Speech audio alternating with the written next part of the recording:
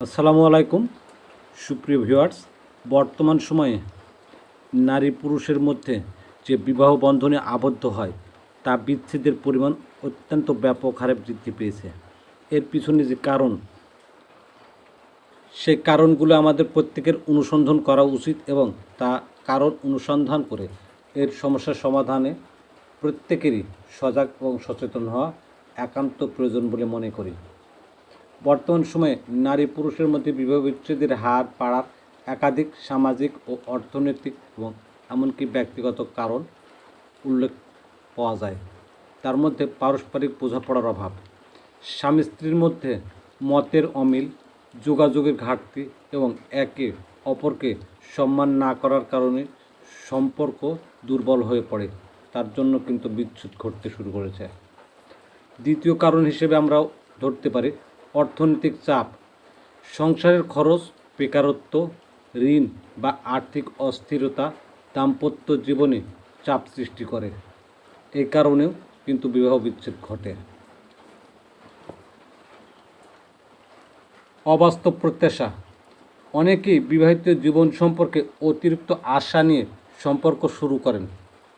বাস্তবতার সঙ্গে সে আশার কোনো মিল বা সাদৃশ্য দেখতে না পাওয়া যায়, তখনই তাদের মধ্যে হতাশার সৃষ্টি হয়। আর এই হতাশা থেকেই তাদের মধ্যে বিবাহ বিচ্ছেদ তৈরি হতে পারে।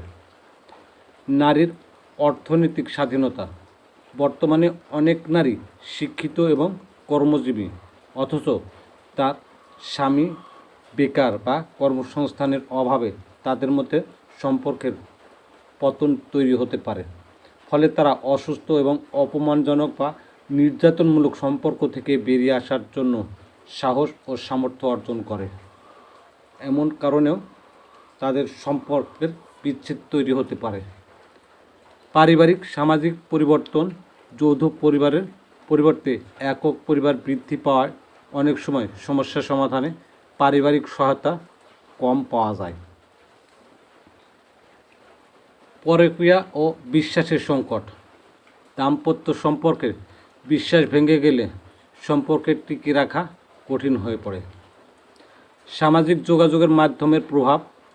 অতিরিক্ত অনলাইন আসক্তির ফলে ভুল বোঝাবুঝি বা অন্য সম্পর্কের কারণে দাম্পত্য জীবনে সমস্যা দেখা দিতে পারে। গার্হস্থ্য সহিংসতা বা মানসিক নির্যাতন।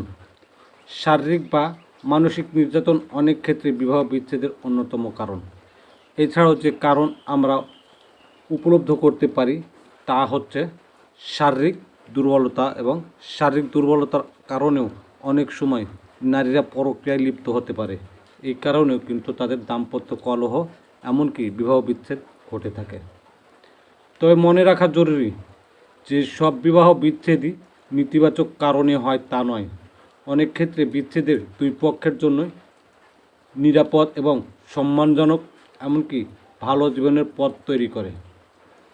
সফল দাম্পত্যের জন্য পারস্পরিক সম্মান, বিশ্বাস, ধৈর্য এবং খোলামেলা যোগাযোগ অত্যন্ত গুরুত্বপূর্ণ। একে অপরকে জানা বোঝা অত্যন্ত প্রয়োজন। আর এই জানা বোঝার অভাবেই অল্প সময়ের মধ্যেই তাদের মধ্যে বিবাহ বিচ্ছেদ ঘটে। এইরকম অবস্থার হাত থেকে আমাদের ফিরে আসার জন্য আমাদের সবাইকে সজাগ সচেতন হতে হবে, এমনকি গার্জিয়ান পর্যায়ে সবাইকে ধৈর্যের পরিচয় দিতে হবে। এমন পরিবেশ পরিস্থিতিতে কেউ যেন শিকার না হয়, সে নিয়ে আমাদের সবাইকে সজাগ হতে হবে। এই বলে আজকের আলোচনা শেষ করছি।